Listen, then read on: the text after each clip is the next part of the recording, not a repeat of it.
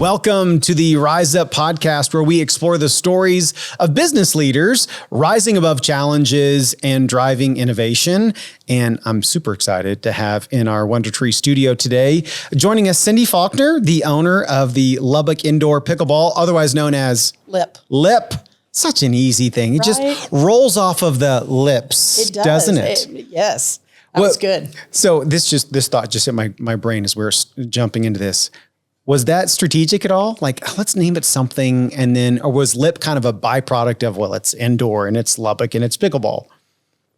Both. Okay. I think we wanted to be able to shorten it and have an acronym, but we also wanted to tell exactly what it is we do. Yes. And so our first iteration of names was the Pickleball Palace. Okay. And then we thought, no, let's go with something that really tells people what it is and where it is. And it does. It does indeed. It does.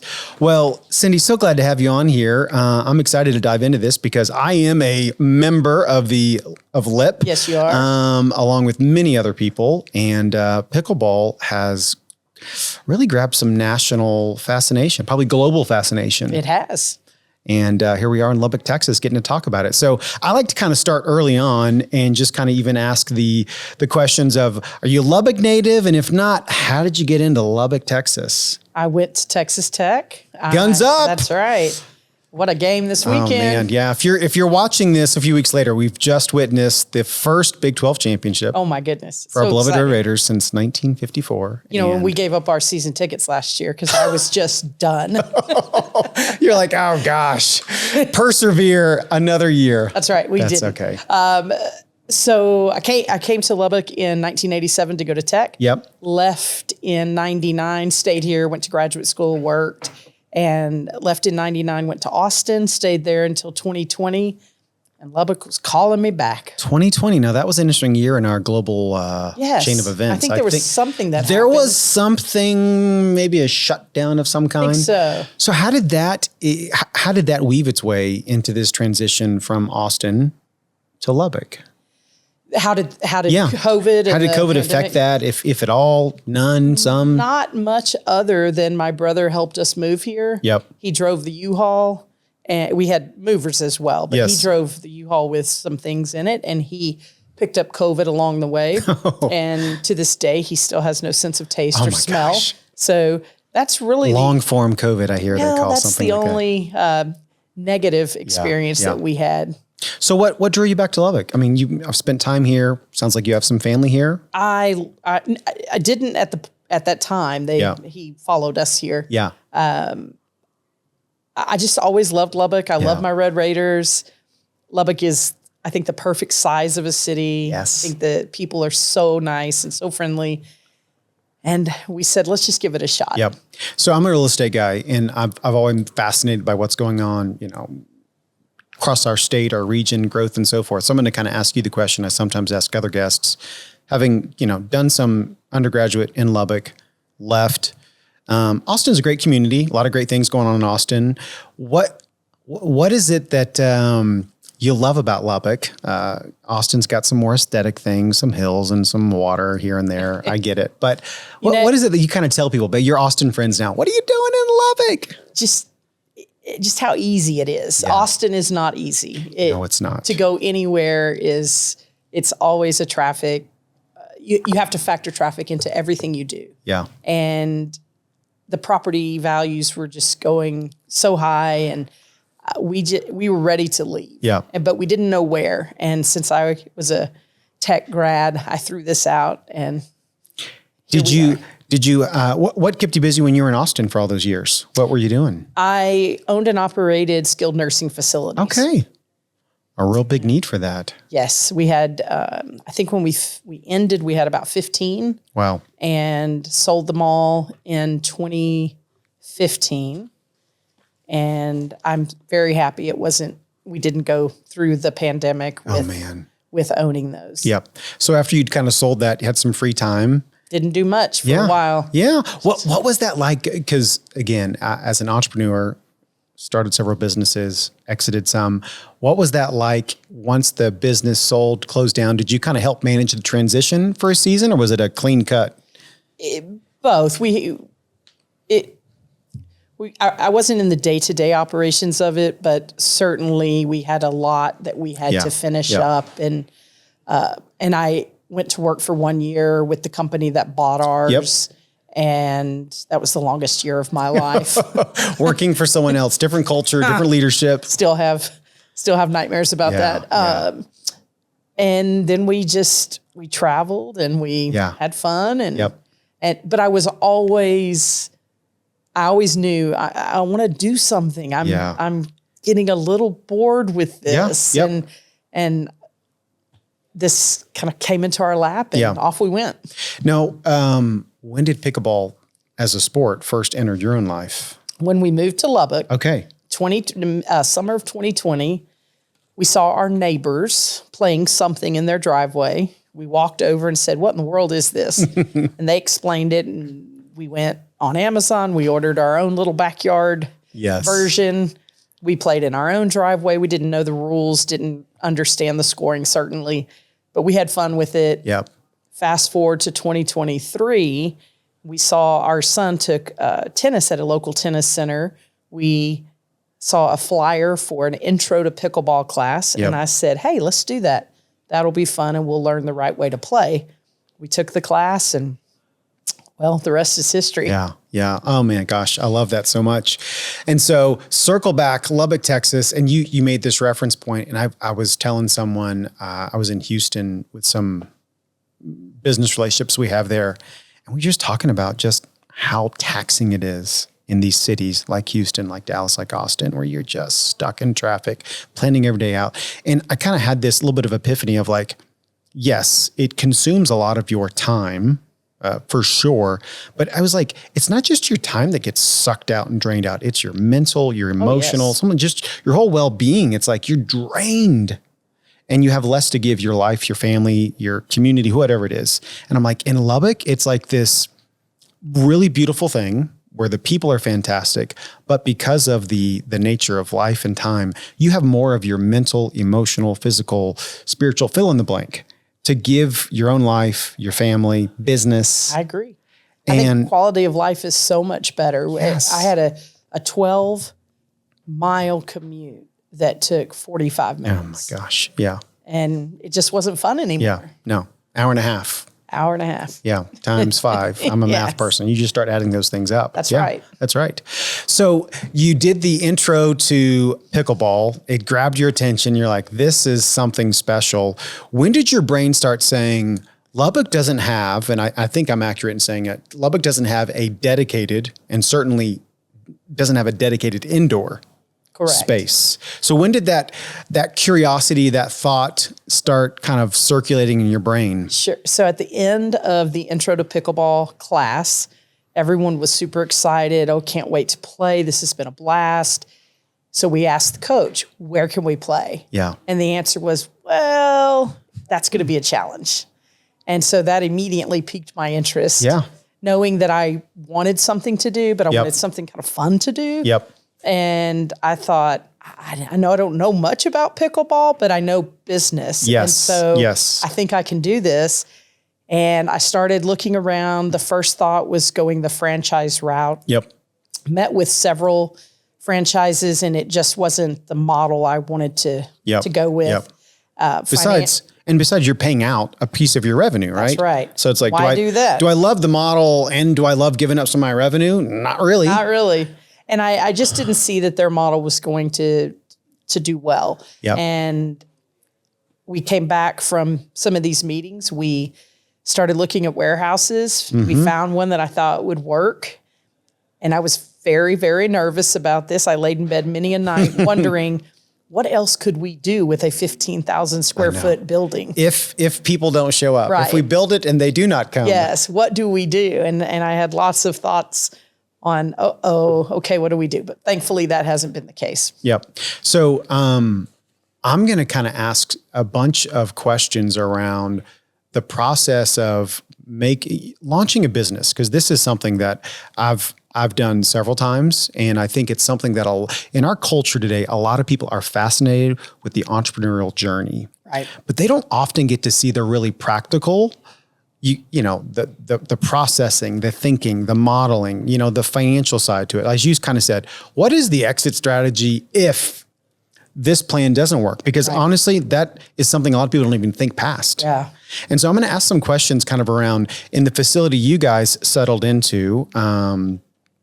Do you own it? Do you lease it? We lease it. Okay. So just again, kind of talking to your audience members, that lowered your cost of entry capital pretty significantly. Of course. You just kind of looked at I've got a certain monthly annual cost that I can have a runway towards, but I don't have to dedicate a lot of upfront cash that again, certain other facilities and startups. Now you did have to finish out your facility. We did. So how did you go about evaluating, again, not super high level construction, but still you need someone to do a decent job, especially when your court finish outs. So how did you find the right contractor, the right people? Were you out there painting the lines? Well, this is a pretty funny story.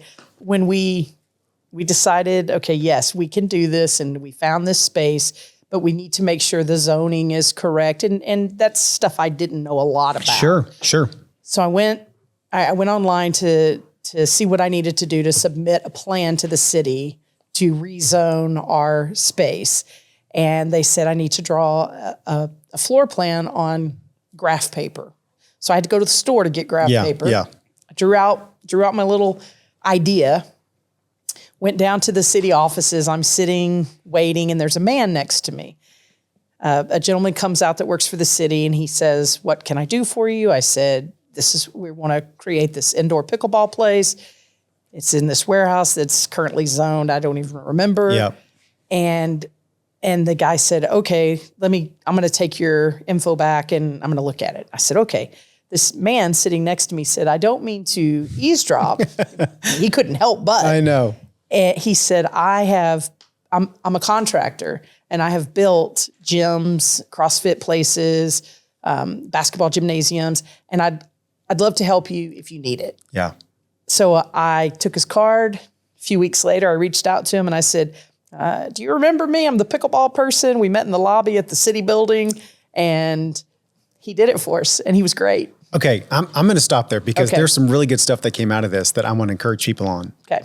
And I love this principle of if you're a business owner, if you're leading something, you don't know if you can get something, so just ask. That's right. Right? Just, I love just ask. Yeah. You don't get without asking. That's right. The putt, only 98% of putts that don't get to the hole don't go in. There's some crazy stats like that, right? I've had so many people say, I thought about doing this. I had an idea. But it's that action. It does. Everyone can have an idea, but unless you are willing to take the risk, and it was funny because we were not even on the fence, just nervous about the decision about signing a 5-year. Well, lease. you should be. Sure, that's nothing small. Nothing small. You're committing resources, time, energy, sweat. Absolutely, and I was driving to Dallas to meet my family, and I was listening to an audiobook, and I don't even remember which one it was, but I remember the author saying, "Are you brave enough?" Ooh, and I thought, "Yep, I am. I'm brave enough. I can do it." That's so good. Yeah. Isn't it interesting when we're in these kind of in-between seasons, when we're really contemplating, we're trying to count the cost and all the things to it. It's so interesting to me, these moments where you get these little bit of inspirations, confirmations, someone next to you. Right. And I think we need that. I'm comfortable living in what I'll call the unknown space that risk has. The same token, I still need some confirmation. So I'm going to ask you on the revenue side, the customer side, right? How did you go about assessing, understanding, or trying to wrap your brain around, will one person be willing to pay the membership? Can I get, all 200,000 Lubbock people? I'm exaggerating, but how did you kind of go about trying to evaluate that from a cash flow standpoint, from a break-even standpoint? Sure. What did that look like? I'm curious. It looked like a mess at first. Yeah. Not knowing a lot about pickleball. Yep. I had to get pretty creative on trying to determine, okay, how do I set this membership model up? Yep. I perused every website of every indoor pickleball place in the United States, it feels like. Yep. And came up with some ideas, built some Excel spreadsheets to run projections. What would this look like? Well, what would this one look like? Ran many of those. Yep. And got pretty close. Sure. We, of course, underestimated expenses as one does. But we did a pretty good job at it. Yep. So when you, let's kind of roll out the first, 30, 60, 90, 6 months or so. What was the response you began getting? Did you put feelers out there, let the world know before you technically opened? Did you decide to kind of wait till you had more of a finished product? Or how did you go about deciding when to let the world know so they start knocking on your door going, hey, sign me up? Right. So we signed the lease November 1st. We thought the construction might take 60, 90 days. And of course, it's always a little longer. And a little more. A little more, a little longer, a few more headaches. But I can't remember the question. Yeah. Well, I was just curious, how long did it take for people to start signing up and seeing their interest in it? We signed the lease in the beginning of November. By mid-December, I felt like it was a sure thing enough that I could say, hey, this is coming. Yes. And we had decided on a name, we decided on colors, and I put it out on Facebook on Lubbock Place Pickleball, and then the masses started, okay, we want to know more. We want to know more. Interesting. So what was the kind of the trickle or the flow of people actually saying, sign me up? What did that look like? Gosh, I don't remember the exact number, but I would say over 100 people saying, hey, we're interested in this. We want to know. Tell us more. How much is the membership going to be? And at that point, I wasn't 100% sure yet. So I said, more info coming. Yep. And then was there a number in your brain like, man, I really hope as we get closer to kind of officially launching this, I'd love to have at least 50, 100, 1,000, or was there a certain number in your brain that's just as you're going to sleep at night thinking this would be a great number to see some feedback coming in terms of members or Again, I was so ignorant which is probably ignorance is bliss a little bit, right? Of running a pickleball club that I just didn't know what to, I certainly ran projections with 100 members, 200 members, 300 members, more visitors than members, different models. The greatest thing that we did is as I was going through all these different websites of pickleball clubs all over the country, indoor places, I came upon one in Utah and I saw, I don't know what drew my attention to this, but I saw something that said Club Mastermind on this website. And I thought, what in the world is that? So I clicked on it. And this is a pickleball club. So Club Mastermind, I click on it. And are you going to run a pickleball club? Do you have interest? Is this something you want to do? I can help you. Wow. And I thought, well, what is this? So I set up a little call with this gentleman that owns some pickleball clubs in Utah. And he said, I started this in 2020. I didn't know what the heck I was doing. I want to share my experiences. You can come out to Utah and I will teach you everything I know. And we of course paid for that. Yep. Flew out to Utah. It was the greatest thing I could have done. Yep. So much information. Yep. And then that helped determine which membership model we were. We didn't do certainly everything he said, but we followed a lot of it. Yeah. I love those moments. And again, this is another one of those things where someone started in 2020, didn't know what he was doing, and then realized, hey, I bet there's other people out there that were the same boat as me. And he's accurate in saying that. Yes. I want to offer that to someone. And certainly, there's a compensation that I get paid for that. But I absolutely love seeing those moments. And again, I think this is the entrepreneurial journey for so much is just step out and begin investigating it. I'm not saying trying it. I think my experience has been half the stuff where I get creativity and I start going down the path. I build the Excel spreadsheet. I'm modeling it out. It doesn't actually materialize into something, but you know what? I always learn stuff. That's right. And I meet people. Right. And those are invaluable. Well, and this gentleman that has the Club Mastermind, every month he does a Zoom call and all the folks that have attended Mastermind can jump on this call and the information is invaluable. We get information from him, things that he's trying differently in his club. Other people will give their input. Yep. It's been great to be a part of that. So let's kind of talk today in terms of someone's listening to this or hears about it, had heard about it, friend tells them about it. Kind of what are some of the just practical ways? How can they get involved? Obviously, you've got a website. Is that kind of where do most people begin their journey? Do they pick up the phone? Do they come in, or what does that look like? It varies. So we are on all the social medias. We're Instagram, Facebook, TikTok. Although I don't really understand that one. But I have employees that do. Smart. Yeah, that's right. Resource those that can take care of it when you don't. That's right. We had a MailChimp account in the very, very beginning. We have a website that people can find out schedules. I would say if you never played pickleball, the place to start would be with our intro class. And we do that every Sunday from 2 to 4. That's a great place to start. If you know how to play pickleball, join a round robin, come to open play. We have a lot of offerings. Ways. How many newish people do you see coming through LIP on a, we'll say, monthly basis, coming to those intro classes? Do you feel like there's always a new stream of people that are coming in? We do. We see that.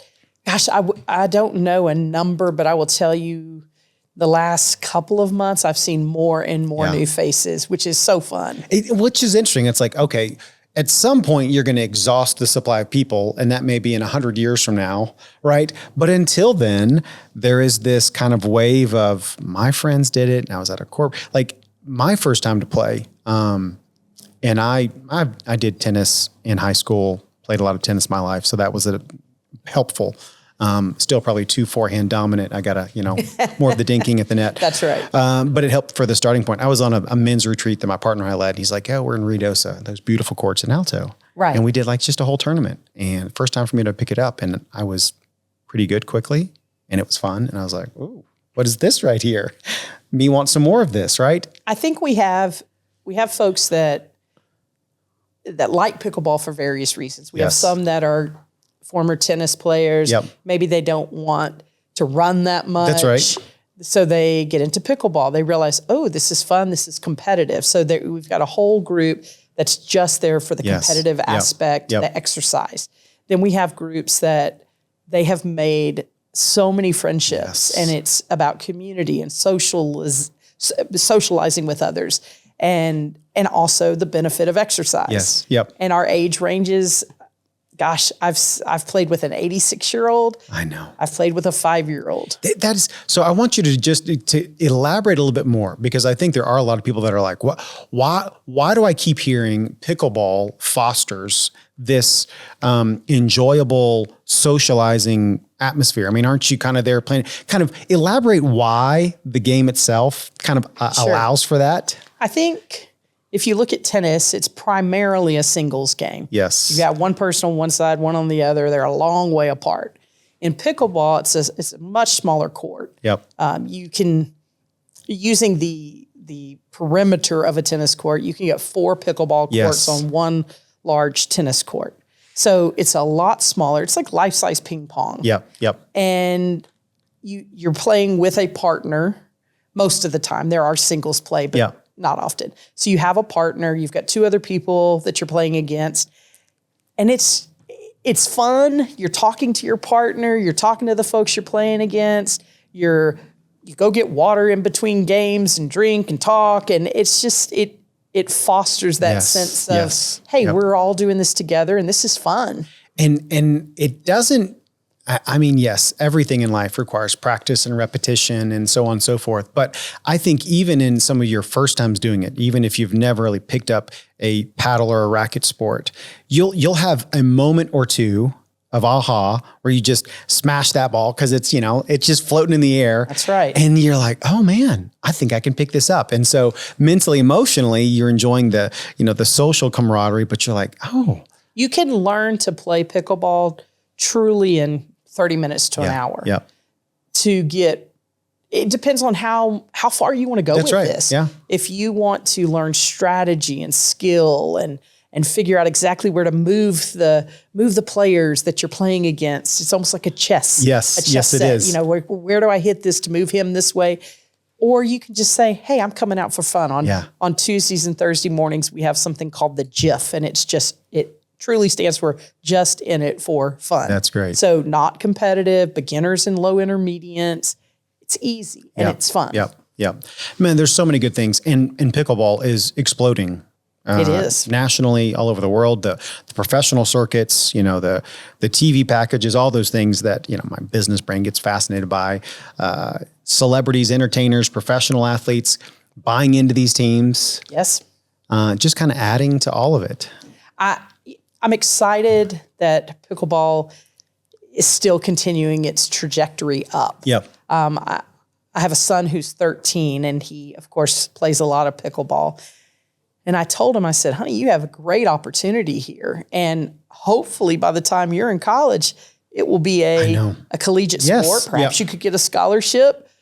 So it's fun. I would love for Tech to really get they have a pickleball club. Yep. I think it'd be awesome to have Well, I've asked this question. Team. It's like who and how, because there's enough people in leadership all across the spectrum that I'm sure play this. And I'm like, how do you move at the high school level, the UIL systems to create a sport? And then obviously at the collegiate level to create a sport. I have no idea what that looks like. There's a lot smarter people than me, but I'm like, surely someone is having conversations, whether that's 10 years from now or 3 years from now, because it just would make a lot of sense. I saw just yesterday on Instagram, I think, that one of the local high schools has a pickleball club. Yep. And I thought, okay, I'm going to reach out to them and say, you know, hey, we would love to offer y'all a space to practice. Yep. No, that's awesome. Well, I like to ask kind of leadership questions. As you have dreamed up this idea, you had the courage, you said yes, you jumped into it, you built it, people came. What's your leadership style like? You've got, you know, young and old working for you. About how many team members kind of work in the LIP? We just have about 7. Yeah. Primarily front desk folks. And then we have coaches that we contract with. Yes. Yep. And my leadership style is very hands-on. I love creating an environment that people want to come to. Yep. That's friendly. So I'll do whatever needs to be done to help out. Yeah. And I expect the same from the staff. What's kind of your vision, and even in the short bit of time that you've been open, because it has not been that long. No, just a year and a half. I know. It's really, so kind of what's your vision and heartbeat in terms of how LIP kind of has community involvement? I mean, certainly you're wide open to the community, a lot of people that come into it. Are there any things that you intentionally want to create just in terms of your actual touch to the community in any kind of way? We certainly want to give back when we can. Yep. If people call for a donation of some sort, we're happy to try to accommodate. Yeah. Can't meet everyone's needs. No. I know that feeling. Yes, but we try. Yeah. We also pick 2 or 3 charities or organizations that we will really spotlight for that year. So last year we worked with Lubbock Impact. Yes. We did a huge tournament for them. It was over a Friday, Saturday, and Sunday. It was so much fun and raised, we took 0 revenue from this and raised about $5,000 for them, $5,000, awesome. And then an in-kind donation. Yes. Yep. We were over the 10,000 mark. That's awesome. It was great. There's some other organizations that we partner with. Yeah, that's great. What, as you think about the future, is your space sufficient for the future? No, we are occupying one side of a 30,000 square foot warehouse. Yep. And so if the stars align and it's meant to be, we will get the other side, I hope, next summer. Yeah, because you don't really want to start over from scratch. No, it's expensive to build it out, to add air conditioning and whatnot to a You've already spent all that warehouse. cost. And so you've got, although you guys did do, I thought it was a clever little addition in that little back right corner space where you kind of captured that, some extra, that wasn't there originally, was it? No. So we needed pickleball courts are a certain dimension. So on my little graph paper that I originally started with. Good for you. Still got that graph paper. I do. I should frame them. I know. On that little graph paper, I tried to configure how can we get the most courts in here. Yep. And And so we ended up with these 2 courts that we called the skinny courts. And it was just a function of space. And they're the same length, but they were smaller. They were 4 feet more narrow.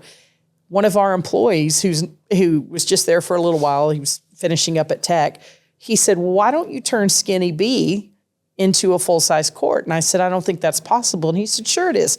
We walked down there, we measured, we looked, and I said, that's a great idea. I know. And we did it. That's so great. Isn't that great? Just sometimes a little extra outside perspective That's right. just brings a little extra light bulb. I would not have seen it. And he did. And I texted him, I said, hey, we added court 6 thanks to you. And he said, cool. That's great. How many, approximately how many members? I know there's different types of memberships you can have, but is there kind of a general membership number you guys have grown to? We are around 250 to 300 members. And there's a limitation, right? I mean, you can't have 1 million people on that, that's 6 courts, 7 courts, whatever the number is. Well, I'll tell you, the guy that we learned so much from in Utah, his rule of thumb was about 100 members per court. And so that's what I was thinking. That's way too many. Because people start complaining, right? The quality of service. That's right. So I like this 250 to 300 number. I think that's sufficient. We see, we see almost 500 visitors a month. Okay, yeah. So between those two, we're at capacity. Yeah. And again, if the stars align, that's for right. a neighbor, we'll have some more courts. That's right. Well, I kind of like to kind of conclude our time with some of these kind of rapid fire questions. And so kind of first thing that comes to you, what did going all in when you launched LIP? What did going all in teach you early on? What were some kind of lessons that really reinforced in you? Goodness, because I have a business background and have run businesses before, it was just finding someone that knew pickleball, that could teach how to play. That was certainly not me. I had 2 months, 3 months of pickleball play. So I needed to surround myself with people that knew this game. That's good. Yep. Yeah. And you did. I did. Yeah. And people they didn't want to take the risk you took, but they loved taking their knowledge, their experience to lead and teach. Yes. And jump into the environment you're going to create for them. Right. Which just makes this beautiful world, right? We all have a different part to play. Absolutely. We don't have to play every part, thank God. So I love that. What's kind of a crazy idea that you chased for LIP that, maybe worked, maybe didn't work? Let me think about this. That worked. I thought it would be fun to have a massage chair that people could use after they play. Yeah.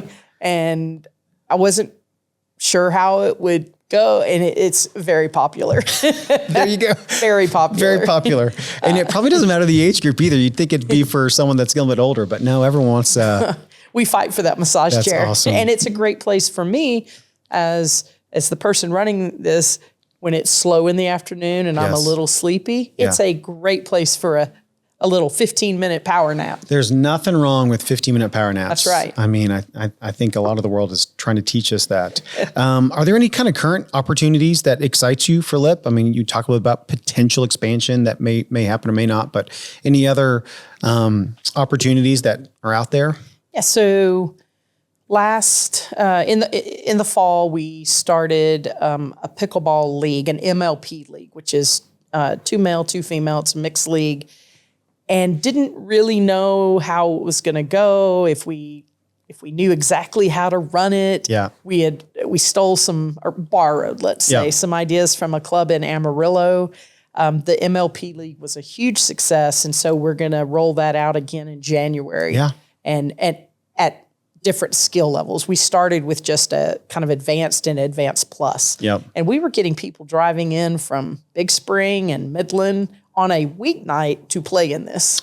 Okay, you may have to tweak my own curiosity because, the different seasons of life, there's more time available to give pickleball or activities for that matter. And, as our girls get older and they aren't hanging out in the house with us as much, right? It's like, I want to fill up this new space with something else. And I tell people, I said, our demographic is high school, college, young professionals until they start having babies. Yeah. Then we lose them for 18 years. Yeah, that's right. They're busy. That's right. They're really busy. Chasing all of the volleyballs and soccers and baseballs That's right. Yeah. And then once those kids are leaving home, going to college. It seems that we get them. Well, and those are the close friends of mine that are like, hey, come out and play. And I'm like, your kids are gone. I still have, I drove to Childress for 7 hours on Saturday because of my daughter's basketball thing. So did not get to do my pickleball. You don't get to play a lot of pickleball. But it's quickly coming to an end because that happens. Yes. What do most people misunderstand about the pickleball industry, about pickleball?